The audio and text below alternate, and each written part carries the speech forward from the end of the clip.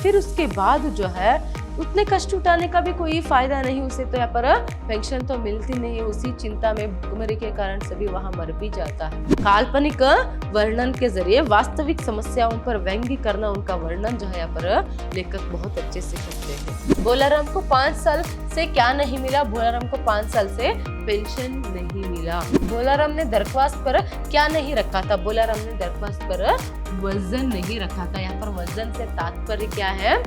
रिश्वत है।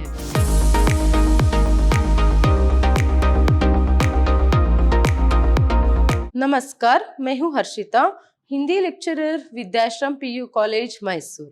आज हम द्वितीय पीयूसी की हिंदी पाठ्यक्रम से भोलाराम का जीव पाठ जो है उसका पुनरावर्तन करेंगे। मतलब यह एक रिवीजन क्लास है। भोलाराम का जीव पाठ जो है उसके लेखक है हरिशंकर परसाई जी। देखिए यहाँ पर प्रस्तुत कहानी में परसाई जी की व्यंग्यात्मक मार्मिक रचना है, जिसमें भोलाराम जैसे एक नगण्य दीन सामान्य सरकारी रिटायर्ड नौकर का पेंशन के लिए लगातार 5 साल तक संघर्ष करने की मर्मव्यथा का हृदय स्पर्शी चित्रण है। देखिए, एक तो क्या है, इसमें व्यंग्यात्मक मार्मिक चित्रण जो है हम देख सकते हैं, और फिर देखिए यहाँ पर एक नगण्य और दीन सामान्य सरकारी रिटायर्ड ऑफिसर किस तरह अपने पेंशन पाने के लिए कितनी मुसीबतों का सामना वहां करता है, मतलब कितना मुश्किल जो है उसे होता है, और उसकी जिंदगी जो है कैसे होती है, और उसी चिंता में कैसे वहां मर जाता है, इस सब का जो वर्णन है यहाँ पर हम देख सकते हैं। तो यहाँ पर देखिए, इसमें वर्तमान समाज की गरीबी, भुखमरी, स्वार्थपरता, भ्रष्टाचार आदि समस्याओं तथा आम आदमी की विवशता और लाचारी का वर्णन है। आजकल फिलहाल जो हमारे समाज में चल रहा, जो किस तरह लोग जो है गरीबी में मर रहे, भुखमरी, स्वार्थपरता, भ्रष्टाचार, हमारे समाज में किस तरह लोग जो है स्वार्थी होते जा रहे, तो स्वार्थपरता को, और उसके साथ साथ स्वार्थी होने के कारण भ्रष्टाचार भी जो है, भ्रष्टाचार बढ़ने के लिए यह भी एक कारण है। स्वार्थपरता, लोग दूसरों के बारे में नहीं सोचते, क्या है, स्वार्थी होकर वो सिर्फ खुद के बारे में सोचकर जो है दूसरों से यहाँ पर अमानवीय वर्तन जो है करते हैं। तो उसी का चित्रण यहाँ पर हम देख सकते हैं, और उसके साथ साथ आदि समस्याओं का जो है, मतलब आम आदमी जो है कितनी विवशता और लाचारी में जीता है, यह सभी जो है हम देख सकते हैं। व्यंग्य साहित्य से विद्यार्थियों को परिचित कराने हेतु तो प्रस्तुत पाठ जो है चयनित है। मतलब आप व्यंग्य साहित्य किस तरह होता है, व्यंग्य रचना जो है किस तरह होती है, उसके बारे में आप जाने, इसीलिए इस पाठ का चयन जो है आपके पाठ्यक्रम में किया गया है। देखिए, जैसे अभी मैंने कुछ समय पहले कहा कि भोलाराम नामक एक व्यक्ति है, वह रिटायर्ड सरकारी नौकर है, तो ऐसे में वो अपने पेंशन को पाने के लिए जो है यहाँ पर कितने जो है यहाँ पर कष्ट जो है उठाता है। फिर उसके बाद जो है उतने कष्ट उठाने का भी कोई फायदा नहीं, उसे तो यहाँ पर पेंशन तो मिलती नहीं है, उसी चिंता में भुखमरी के कारण सभी वहां मर भी जाता है। यहाँ तक कि मरने के बाद भी उसकी आत्मा को चैन नहीं मिलती है। तो इस तरह बहुत ही व्यंग्य करते हुए देखिए, जो भी समस्या है, चाहे भुखमरी हो या फिर भ्रष्टाचार, स्पेशली भ्रष्टाचार समस्या मुख्य रूप से, फिर आदि जो भी यहाँ पर समस्या है, उन समस्याओं पर व्यंग्य करते हुए बहुत ही अच्छे से इस पाठ की जो रचना है लेखक ने किया है। जब पाठ देखेंगे, मतलब पाठ का जो सारांश है जब मैं आपको बताऊंगी, तभी आपको अच्छे से समझ में आएगा। तो पाठ को देखने से पहले देखिए पर कितने अंक के लिए जो है प्रश्न आपको पूछ सकते हैं। पहले 1 अंक के लिए एक शब्द या वाक्य में उत्तर लिख करके पूछ सकते हैं, या फिर आपको क्या है, किसने किससे कहा जो है पूछ सकते हैं। नेक्स्ट देखिए, 3 अंक के लिए संक्षिप्त में उत्तर लिखे करके एक प्रश्न पूछ सकते हैं। उसके बाद 3 अंक के लिए यहाँ पर ससंदर्भ स्पष्टीकरण कीजिए करके यहाँ पर आपको पूछ सकते हैं। इसमें ससंदर्भ स्पष्टीकरण किसने किससे कहा, ये सभी जो है बहुत ही इंपॉर्टेंट है। तो नेक्स्ट देखिए यहाँ पर भोलाराम का जीव, लेखक है हरिशंकर परसाई जी। तो यहाँ पर हम कुछ प्रमुख पात्र जो है अगर देख सकते हैं, तो एक तो भोलाराम है, क्योंकि पाठ के नाम में भी है ना भोलाराम का जीव करके, क्यों जीव करके रखा है करके जब आपको स्टोरी पता चलेगा तभी अच्छे से पता लगेगा। उसके साथ साथ धर्मराज, चित्रगुप्त, और उसके साथ साथ यमदूत, नारद, बड़े साहब, इनको भी हम देख सकते हैं। इसमें प्रमुख रूप में जो है धर्मराज, चित्रगुप्त और नारद जी जो है वह प्रमुख पात्र के अंतर्गत आते हैं। एक तो बोलाराम, नेक्स्ट धर्मराज, चित्रगुप्त, नारद, और उसके साथ साथ क्या है यहाँ पर बड़े साहब करके भी एक पात्र जो है हम देख सकते हैं। तो इन्हें छोड़कर क्या है, गौण पात्र के अंतर्गत एक तो भोलाराम की जो पत्नी है उन्हें हम देख सकते हैं, एक छोटी सी जो पात्र है यहाँ पर वो करते हैं। नेक्स्ट 2 लड़के और 1 लड़की, मतलब भोलाराम की एक पत्नी है, उसके परिवार में भोलाराम की एक पत्नी है और उसके साथ साथ दो लड़के मतलब दो बेटे हैं और एक लड़की मतलब क्या है, एक बेटी है। तो यहाँ पर देखिए इसमें किस पर कड़ा व्यंग्य किया गया है, भ्रष्टाचार पर। कितने मात्रा में आजकल हमारे संसार में जो यहाँ पर भ्रष्टाचार बढ़ रहे हैं ना, तो उसके लिए यहाँ पर कड़ा व्यंग्य जो है करते हैं, प्रमुख रूप से जो है भ्रष्टाचार के बारे में ही व्यंग्य करते हैं। देखिए पाठ का प्रारंभ कैसे होता है, यहाँ पर आपने देखा पात्रों के अंतर्गत मैंने आपको बताया धर्मराज, चित्रगुप्त, नारद जी, है ना। तो एक काल्पनिक वर्णन करते हुए, काल्पनिक वर्णन के जरिए वास्तविक समस्याओं पर व्यंग्य करना, उनका वर्णन जो है यहाँ पर लेखक बहुत अच्छे से करते हैं। तो पाठ का शुरुआती जो है आपको यहाँ पर यमलोक से शुरू होता है। देखिए कितने हजारों सालों से जो है पर यम धर्मराज क्या करते आ रहे हैं, उनके पाप और पुण्य के हिसाब पर लोगों को जो है उन्हें स्वर्ग या नरक जो है अलॉट करते हुए आ रहे हैं, स्वर्ग या नरक जो है अलॉट करते हुए आ रहे हैं। तो ऐसे में अभी यमलोक का वर्णन जो है शुरू होता है। पहले यहाँ पर चित्रगुप्त बहुत ही परेशान है, यमलोक में यम धर्मराज अपने आसन पर आसीन है, यम धर्मराज पहले अपने आसन पर आसीन है, चित्रगुप्त उनके साथ बैठे हुए हैं और चित्रगुप्त क्या अपने जो बुक है उसे देखते हुए वो बहुत ही चिंतित है, पन्ने पलट रहे, अपने चश्मा ठीक कर कर उसे देखते हैं।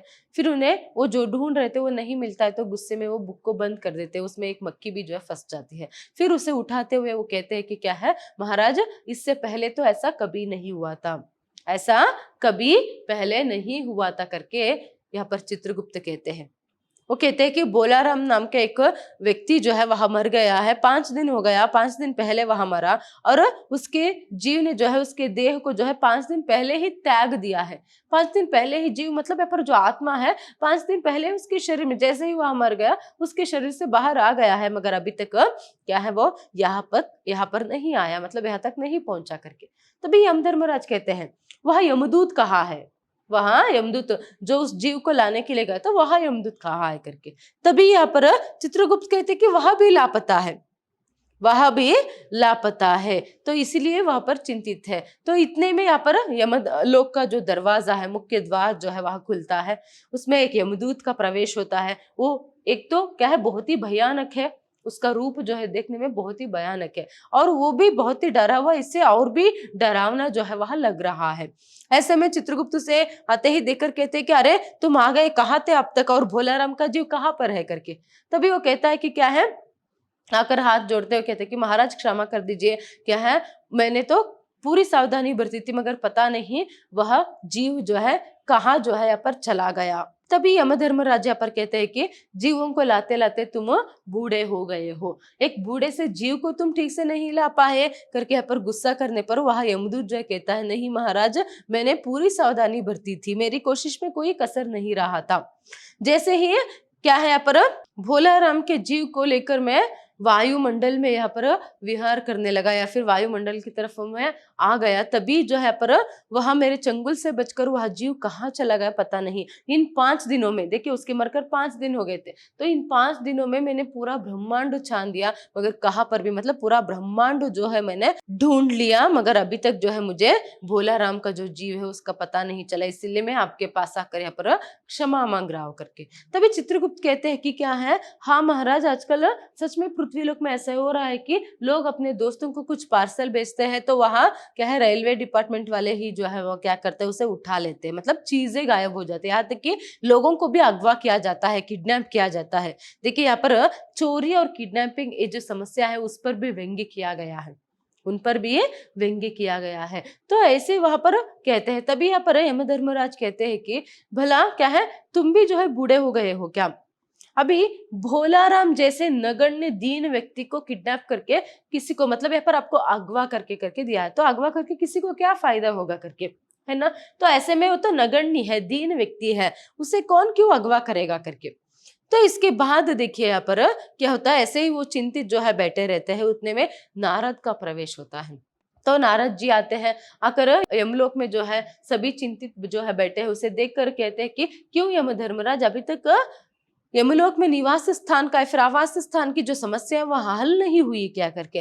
तभी यहाँ पर कहते हैं यम धर्मराज की नहीं, वो तो कब का हल हो चुका है वह समस्या, क्योंकि पिछले साल जो है यमलोक में बहुत बड़े बड़े इंजीनियर और उसके साथ साथ ठेकेदार मतलब कॉन्ट्रैक्टर्स, और उसके साथ साथ क्या है, बहुत सारे लोग जो है यहाँ पर आ गए हैं, जिन्होंने क्या कर दिया है, बहुत ही जल्दी कम समय में जो है पर निवास स्थान की समस्या तो हल कर दी है। देखिए क्यों यहाँ पर भी कड़ा व्यंग्य है। इसका मतलब धरती में जो है, धरती में यहाँ पर क्या है, पापियों की संख्या बढ़ रही है, तो वो मरकर जो है कहा जा रहा है नरक जा रहे हैं। तो इस तरह और एक बात यहाँ पर सोचने की है कि ये जो बड़े बड़े ठेकेदार, ओवरसियर और इसके साथ साथ इंजीनियर, ये सभी लोग बड़े बड़े कॉन्ट्रैक्ट तो ले लेते हैं, मगर क्या है यहाँ पर अच्छे मटेरियल से भी डालकर घर नहीं बांधते हैं, फिर बिल्डिंग्स नहीं बांधते हैं, जिसके कारण क्या है वो बहुत बार जो है पर गिर जाती है, समय से पहले ही क्या है वहां नष्ट हो जाता है, जिसके कारण बहुत सारे लोगों के प्राण भी चले गए हैं ना। वो सभी हम एग्जांपल्स देख सकते हैं, आए दिन न्यूज में भी देख सकते हैं। तो इसीलिए क्यों वो ऐसे लोग जो यहाँ पर क्या करते हैं, इस तरह गोलमाल सभी करते हैं ना, उन लोगों को नरक में ही जाना पड़ता है। ये एक यहाँ पर व्यंग्य छुपा हुआ है। अगर धरती पर कोई पाप काम करेंगे तो आपको क्या है, जो नरक है वहां जाना पड़ेगा। इस तरह एक कड़ा व्यंग्य जो है पर करते हैं, एक सावधानी जो है पर बरतने के लिए कहते हैं। अगर नरक नहीं जाना है तो क्या है, अच्छे से यहाँ पर काम जो है करना है, मतलब ईमानदारी से जीना है। तो ये सभी होता है। फिर उसके बाद इस तरह वहां कह देते हैं।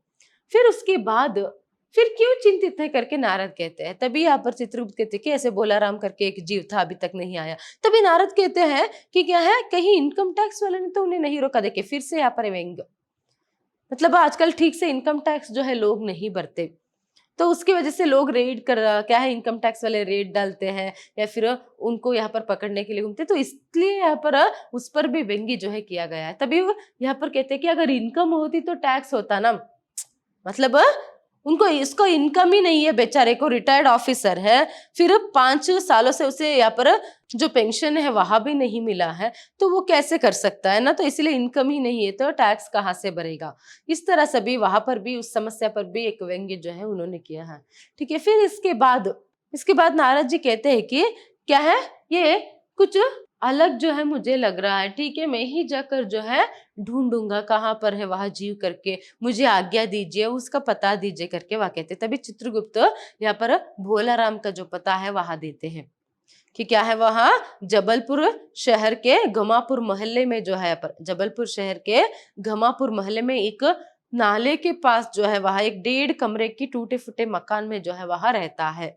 और क्या है, उसकी उम्र लगभग 60 साल हो रही होगी। वह एक सरकारी नौकर था, अभी रिटायर्ड होकर 5 साल हो गया था। और क्या है, पिछले 1 साल से उसने यहाँ पर घर का किराया भी नहीं बांधा है। उसके एक पत्नी है, 2 लड़के हैं, 1 लड़की है। अगर सच में मकान मालिक जो है वास्तविक मकान मालिक है, अब तक उसे घर से बाहर ही जो है निकाल दिया होगा। तो ऐसे में आपको मुश्किल हो सकता है उसके घर ढूंढना करके। ऐसे सभी बताते हुए जो है पर नारद को एड्रेस जो है चित्रगुप्त कहते हैं, देते हैं। ठीक है, इसके बाद क्या होता है, नारद जो है सीधा है पर पृथ्वी लोक पर आते हैं, जहां पर एड्रेस बताया गया था। वहां पर जाते ही जो है माँ और बेटी के आक्रंदन के स्वर से नारद जी पता लगा लेते हैं कि यही भोलाराम का घर है। फिर उसके बाद क्या होता है, वो जाकर पुकारने पर पहले उसकी बेटी जो है, भोलाराम की जो बेटी है, वहां बाहर आती है। वो कहती कि मतलब उसने भीख मांगने वाले ऐसे कुछ समझकर जो है, हम भीख नहीं दे सकते, आप आगे जाइए करके। तभी यहाँ पर वो कहते कि नहीं बेटी, मैं भीख मांगने नहीं आया हूँ, मुझे भीख नहीं चाहिए, मुझे भोलाराम के बारे में कुछ जानकारी चाहिए, तुम अपने माँ को बुलाओ करके। तभी बेटी अंदर जाती है, माँ को बाहर भेजती है। फिर माँ जो है यहाँ पर प्रणाम करते। फिर उसके बाद नारद जी पूछते हैं भोलाराम को कौन सा रोकता है, फिर क्या रोकता है, क्यों वहां मरा, ऐसे सभी करके। तभी पत्नी जो है, भोलाराम की पत्नी जो कहती है कि क्या बताऊं, उसे तो गरीबी का जो है रोग था। किसका? गरीबी का। और भुखमरी के कारण मर गए, मतलब रिटायर्ड होकर 5 साल हो गया था, फिर भी पेंशन अभी तक नहीं मिला। तो ऐसे में पहले से भी गहने से भी, जो भी घर में कीमती चीज गहने से भी थे, उसे बेचकर जो है कैसे जैसे तैसे जिंदगी गुजारा।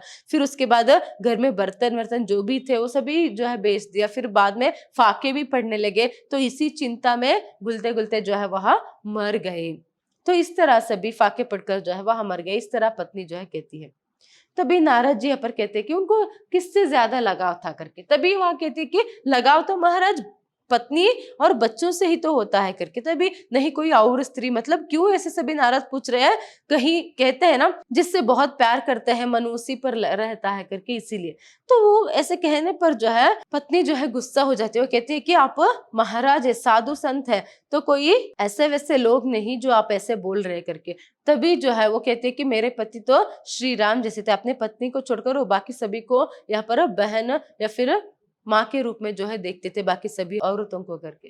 तो ठीक है, फिर क्या है वो वहां से जाने के लिए क्षमा मांगकर वहां से निकलने के लिए जाते हैं। फिर उसके बाद उन्हें रोकते हुए पत्नी कहती है कि क्या है आप तो साधु ठहरे, कोई कोशिश कर सकते हैं तो जैसे भी क्या है आप हमें पेंशन दिलवा सकते हैं तो दिलवाएंगे तो बहुत मदद होगी, अभी तो वहां भी नहीं रहे, अभी मैं घर कैसे चलाऊं, इस तरह वहां एक रिक्वेस्ट जो है करती है।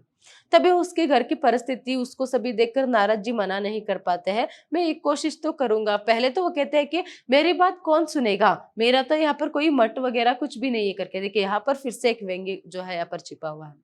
फिर ठीक है, फिर भी मैं एक कोशिश करूंगा करके वहां सीधा जो है सरकारी दफ्तर, मतलब जो पेंशन ऑफिस रहता है सरकारी दफ्तर, वहां जो है जाते हैं। वहां पर जाकर पहले जो एक बाबू बैठे रहते हैं उनसे पूछते हैं कि क्या है ऐसे बोलाराम का एक व्यक्ति था, उसको अभी तक पेंशन नहीं मिला करके। तो वो कहते हैं कि हाँ उसने दरख्वास्तें तो दी थी, बहुत सारे एप्लीकेशन तो दी थी, मगर उसने उस पर वजन जो है नहीं रखा था।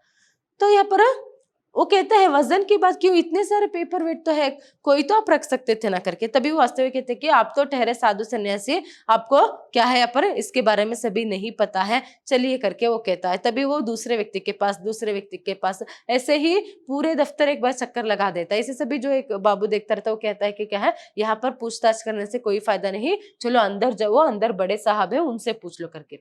तब जाकर यहाँ पर बड़े साहब के पास जो है नारद जी जाते हैं।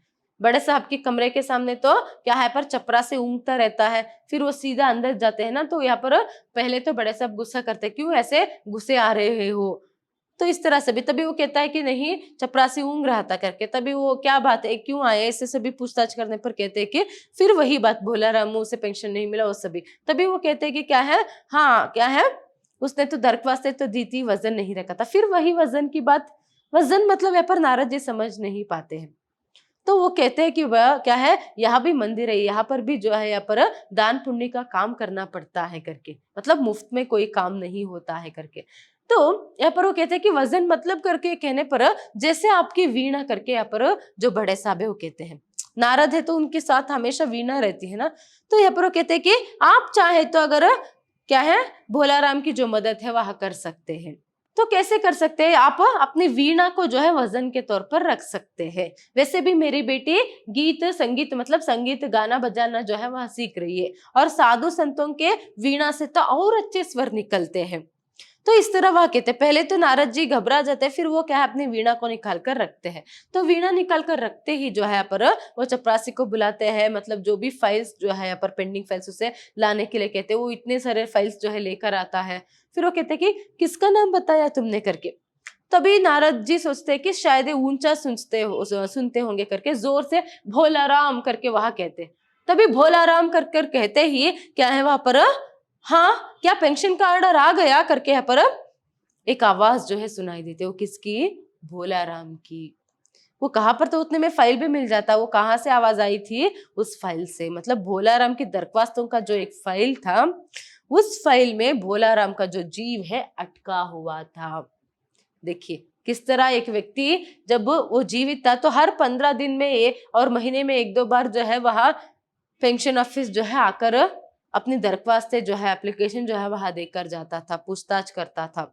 तो ऐसे में जिंदगी भर जब से रिटायर्ड हुआ है तब से तो क्या है उसी के बारे में चिंतित है। अभी मरने के बाद भी चैन नहीं आता कि उसके जीव भी जो है अटका हुआ है। तो यमदूत के चंगुल से बचकर जो है यहाँ पर आकर अटका हुआ है उसका जीव।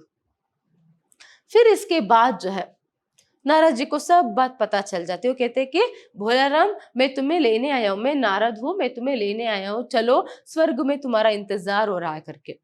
तभी यहाँ पर वो कहता है कि मतलब अंत में, पाठ के अंत में ऐसे ही होता है कि वो कहता है कि नहीं मैं नहीं आ सकता, मेरा मन तो यहीं पर है, मैं नहीं मतलब इसे छोड़कर मैं नहीं आ सकता करके।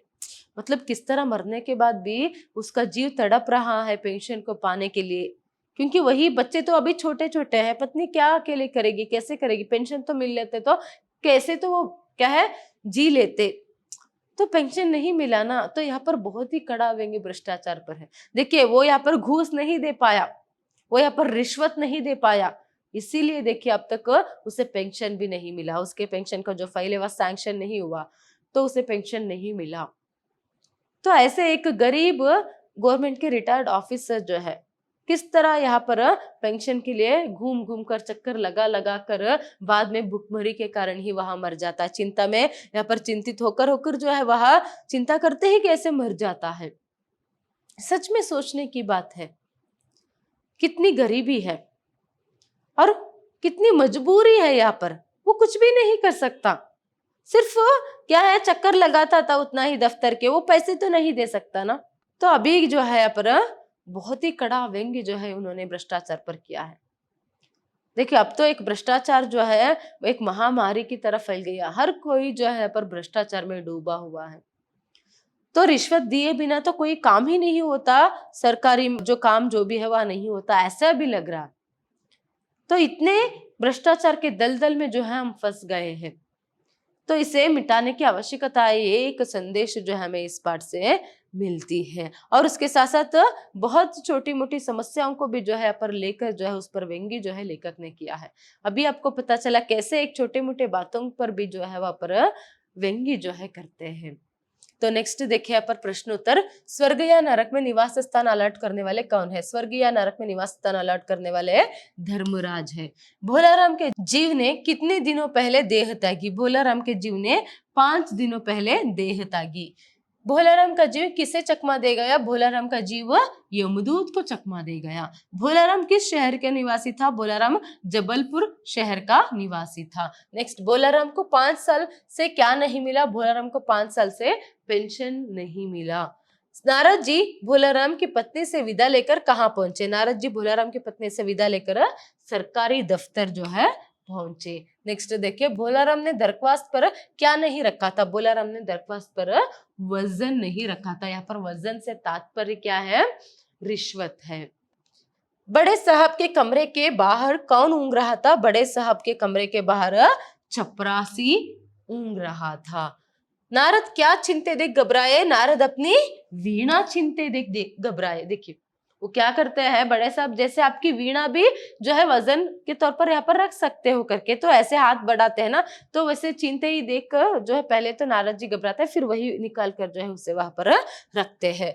फाइल में से किसकी आवाज आई? फाइल में से भोलाराम के जीव की आवाज आई। नेक्स्ट देखिए, निम्नलिखित प्रश्नों के उत्तर लिखे करके 3 अंक के लिए भी प्रश्न जो है पूछ सकते कोई एक। चित्रगुप्त ने धर्मराज से क्या कहा? भोलाराम को मरे आज 5 दिन हो गए थे, लेकिन उसका जीव यमलोक नहीं पहुंचा था, ना ही उसे लेने गए दूत का कोई पता था। 5 दिन के बाद आए दूत ने कहा कि भोलाराम का जीव चकमा दे गया।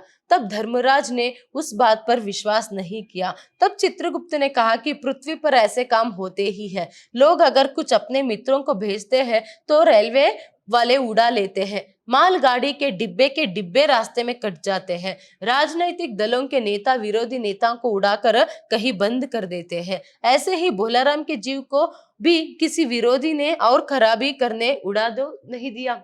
देखिए पर यहाँ पर क्या पूछा है, चित्रगुप्त ने धर्मराज से क्या कहा? जब यमदूत कहता है कि वहां नहीं मिला करके, तब उन्होंने क्या कहा? वो कहते हैं कि क्या है, हाँ महाराज आजकल सच में क्या है पृथ्वी पर ऐसे हो रहा है। देखिए एक तो यहाँ पर क्या है, कुछ मित्रों के लिए अगर कुछ बेचते हैं तो रेलवे गाड़ी वाले ही उड़ा लेते हैं, और डिब्बों के डिब्बे ही रास्ते से, मालगाड़ी के डिब्बे ही यहाँ पर गायब हो जाते हैं। सिर्फ इतना ही नहीं, क्या है, राजनीतिक दलों के नेता जो है विरोधी नेता को यहाँ पर उड़ा लेते मतलब किडनैप कर लेते हैं। ऐसे ही किसी ने मतलब जो भोलाराम के विरोधी हो, उसने उसके जीव को गायब नहीं किया है। देखिए यहाँ पर कड़ा व्यंग्य किया है। कोई तो आत्मा को यहाँ पर किडनैप नहीं कर सकता, फिर भी यहाँ पर व्यंग्य किया है ऐसे। इसीलिए मैंने बोला काल्पनिक पात्रों के जरिए यहाँ पर वास्तविक समस्याओं के बारे में बहुत ही अच्छे से व्यंग्य जो है लेखक करते हैं करके। तो शायद उसके विरोधी ने उसे और खराब मतलब उसे और बदनाम करने के लिए तो नहीं उठा लिया, ऐसे भी जो है आजकल समाज में चल रहा है ना, तो ऐसे हर एक समस्या पर जो है पर व्यंग्य जो है उन्होंने किया है। नेक्स्ट देखिए, नरक में निवास स्थान की समस्या कैसे हल हुई। नरक में पिछले साल बड़े गुणी कारीगर आए, कई इमारतों के ठेकेदार मिलकर पंचवर्षीय योजनाओं का पैसा खाया, ओवरसियर जिन्होंने मजदूरों की हाजिरी भरकर पैसा हड़पा जो कभी काम पर गए ही नहीं, इन लोगों से बहुत जल्दी नरक में कई इमारतें तान दी। इस तरह इस समस्या का हल हुआ। देखिए, एक तो क्या है यहाँ पर, बड़े गुणी कारीगर मतलब इंजीनियर, फिर ठेकेदार, उसके साथ साथ जो है यहाँ पर ओवरसियर, ये सभी जो लोग आए थे उन सभी लोगों ने बहुत ही कम समय में बहुत ही जल्दी उस समस्या को जो है हल कर दिया करके। नेक्स्ट देखिए, भोलाराम का परिचय दीजिए। भोलाराम घमापुर मोहल्ले में नाले के किनारे एक 1.5 कमरे के टूटे फूटे मकान में अपने परिवार के साथ रहता था। उसके एक स्त्री, 2 लड़कियां और एक लड़की थी। एक स्त्री मतलब पत्नी, 2 लड़के मतलब 2 बेटे, एक लड़की मतलब एक बेटी थी। वह बहुत गरीब आदमी था। वह 5 सालों से पहले रिटायर हुआ था, पर पेंशन अभी तक नहीं मिल रही थी। देखिए, अभी क्या है, वह एक गरीब आदमी है, सरकारी रिटायर्ड ऑफिसर है, तो 5 साल जो है रिटायर्ड होकर हो गया है, मगर अभी तक उसे पेंशन जो है वहां नहीं मिला है। दफ्तरों के चक्कर लगा रहा था, अफसरों ने उससे वजन मांगा पर उसके पास देने के लिए कुछ नहीं था। उसने घर की सारी वस्तुएं बेचकर खर्च कर दिया था। बाद में उनके बाद कुछ नहीं होने के कारण भूख की हालत में दम तोड़ दिया था। देखिए,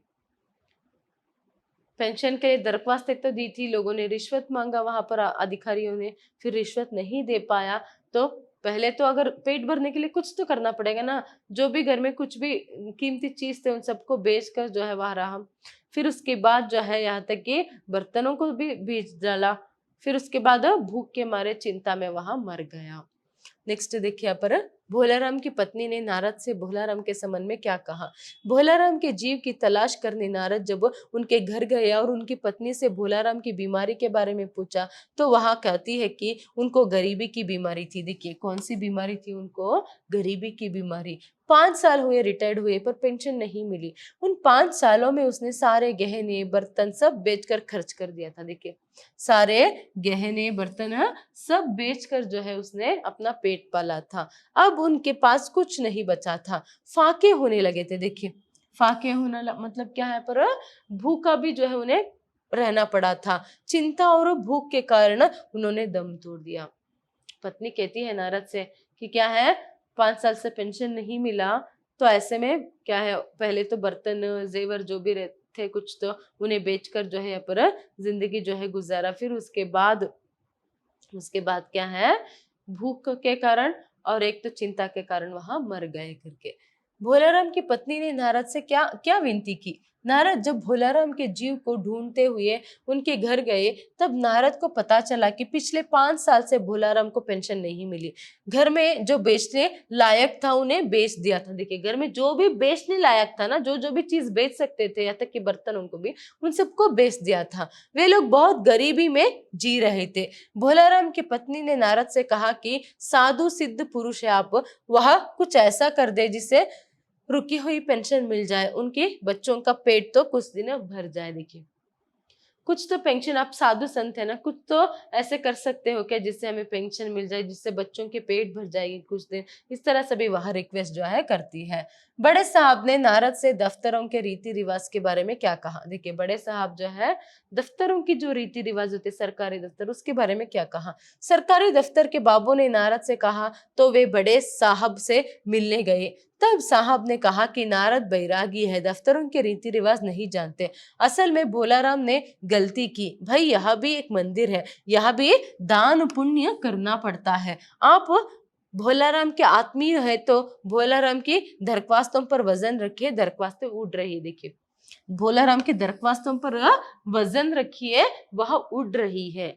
मतलब अगर आप रिश्वत दोगे, अगर आप उनके आत्मीय हो, आप चाहते हो कि उसकी भला हो या फिर उसको पेंशन जो है मिले, तो आप उस पर वजन रखिए, मतलब रिश्वत दो, फिर पेंशन जो है उन्हें मिल जाएगा, क्योंकि उनकी दरख्वास्तें उठ रही है। उसने जो भी यहाँ पर एप्लीकेशंस दिए थे वो सभी जो है उड़ रहा है। इस तरह वहां यहाँ पर रीति रिवाजों के बारे में कहता है, क्योंकि ये भी एक मंदिर है। किस तरह हम मंदिर में जाने पर दान पुण्य या फिर कुछ दक्षिणा जो है पर डालते हैं ना, ऐसे ही यहाँ पर भी देना पड़ता है। इस तरह जो है पर कहता है। तो यही पर हमें पता चलती है कि कितने यहाँ पर भ्रष्टाचार जो है हमारे समाज में व्याप्त है करके। नेक्स्ट देखिए, नारद आखिर भोलाराम का पता कैसे लगाते हैं? नारद ने अपनी वीणा टेबल पर वजन के तौर पर रख दी और कहा कि जल्दी से पेंशन का ऑर्डर निकाल दे। तब साहब एक और वीणा रखकर चपरासी से भोलाराम की फाइल मंगवाई। साहब निश्चित करने के लिए नाम पूछा। नारद जोर से भोलाराम कहा। तब भोलाराम की आवाज फाइल में से आई। इस तरह नारद ने भोलाराम का पता लगाया। अभी जैसे ही वो ये सभी कहते हैं बड़े साहब, तो नारद जी भी क्या है, वीणा को रख देते हैं। तो वीणा को एक साइड में रखकर फाइल को मंगवाते हैं चपरासी से। फिर उसके बाद नाम जो है ढूंढने के लिए, उस फाइल को निकालने के लिए, उनमें से फाइल को निकालने के लिए नाम पूछते हैं। तो नारद ऊंचे सुनते होंगे करके जोर से भोलाराम करके कहता है। तभी यहाँ पर फाइल में से जो है भोलाराम की जीव की जो आवाज आती है। तो इस तरह जो है वहां भोलाराम की जीव की जो पता है लगाते हैं। तो देखिए किसने किससे कहा, ये एक अंक के लिए जरूर पूछेंगे इस पार्ट से। महाराज रिकॉर्ड सब ठीक है, इस वाक्य को चित्रगुप्त ने धर्मराज से कहा। रिकॉर्ड तो सब ठीक है करके चित्रगुप्त यम धर्मराज से कहता है। भोलाराम का जीव कहाँ है, चित्रगुप्त ने यमदूत से पूछा।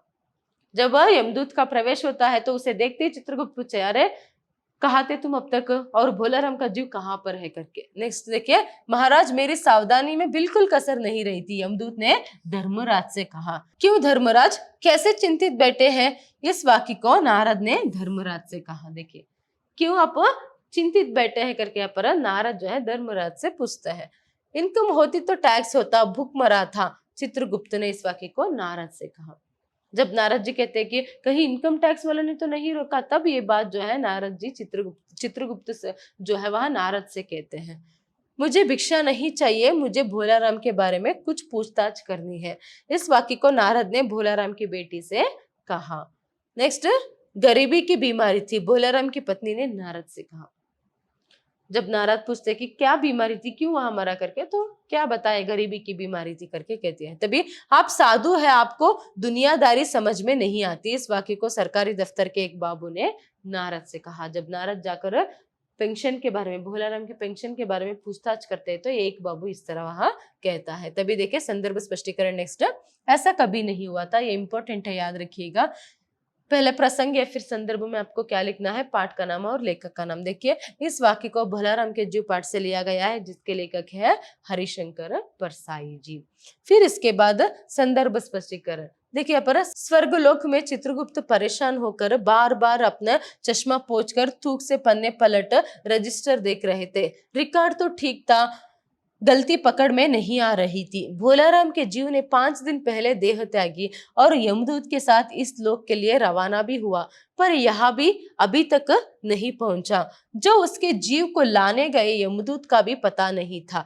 तो इस संदर्भ में चित्रगुप्त ने उपयुक्त वाक्य को यम धर्मराज से कहा करके आपको लिखना है। नेक्स्ट देखिए, चिंता में घुलते घुलते और भूखे मरते मरते उन्होंने दम तोड़ दिया। तो फिर प्रसंग या संदर्भ में पाठ का नाम, लेखक का नाम आपको लिखना है। नेक्स्ट स्पष्टीकरण में देखिए, इस वाक्य को भोलाराम की पत्नी ने नारद से कहा। कौन, जो भोलाराम की पत्नी है वहां नारद जी से कहती है। नारद जब भोलाराम के जीव को ढूंढते हुए उसके घर गए, तब उनकी पत्नी ने उन्हें कहा कि पिछले 5 सालों से भोलाराम को पेंशन नहीं मिली। उन्होंने पहले सारे गहने बेचे, बाद में बर्तन भी बिके। जब कुछ नहीं बचा, फाके होने लगे, तो भोलाराम चिंता में घुलते घुलते भूखे मरते मरते दम तोड़ दिया। जब नारद जी घर के पास जाकर पूछते हैं कि क्या बीमारी थी भोलाराम को, क्यों वहां मरा, तब ये सभी वर्णन जो है वहां, मतलब ये सभी बातें जो है भोलाराम की पत्नी नारद से कहती है। नेक्स्ट देखिए, साधु संतों की वीणा से तो और अच्छे स्वर निकलते हैं। तो संदर्भ या प्रसंग में पाठ का नाम, लेखक का नाम लिखना है। आप लिख सकते हो कि प्रस्तुत वाक्य को हरिशंकर परसाई जी द्वारा रचित भोलाराम का जीव पाठ जो है उससे लिया गया है करके। फिर संदर्भ स्पष्टीकरण में इस वाक्य को बड़े साहब ने नारद से कहा। देखिए इस बात को कौन कहता है, बड़े साहब जो है नारद से कहते हैं। नारद के पास देने के लिए कुछ भी नहीं था, तो साहब ने उनकी वीणा की तरफ देखकर कहा कि यह भी वह भोलाराम की दरख्वास्त पर रखा जा सकता है। उसकी बेटी गाना बजाना सीखती है, वहां वीणा उसी को दे देगा। तब उन्होंने इस वाक्य को कहा, साधु संतों की वीणा से तो और अच्छे स्वर निकलते हैं करके। तभी पेंशन के बारे में जब नारद जी बड़े साहब से पूछते हैं, तभी वजन मतलब समझा नहीं करके वो कहते हैं, तो जैसे आपकी वीणा को भी इसके वजन के रूप में रख सकते हैं, उसकी दरख्वास्तें उड़ रही है, वैसे भी मेरी बेटी गाना बजाना सीखती है तो मैं उसे दे दूंगा, इस तरह सभी वहां कहते हैं। वैसे भी आप साधु हो तो साधु संतों की वीणा से तो और अच्छे स्वर निकलते हैं, मेरे बेटी को संगीत सीखने के लिए मदद होगा, इस तरह सभी कहकर जो है वहां उसको मांगते हैं। नेक्स्ट देखिए, पेंशन का ऑर्डर आ गया। देखिए यह भी इंपॉर्टेंट है, पेंशन का ऑर्डर आ गया करके। तो प्रसंग, लेखक का नाम, पाठ का नाम लिखना है। तो संदर्भ स्पष्टीकरण में, जब वीणा देकर नारद ने भोलाराम की फाइल मंगवाई, साहब ने नारद से निश्चित करने के लिए नाम पूछा, तो भोलाराम के नाम को नारद ने जोर से बोला तो भोलाराम की फाइल से ऊपर लिखे वाक्य की आवाज निकली। मतलब जब वो अपनी वीणा दे देते हैं, अभी तो उन्हें जो रिश्वत चाहिए था वो मिल गया ना, तो इसीलिए वो क्या करते हैं, पर फाइल जो है मंगवाते हैं।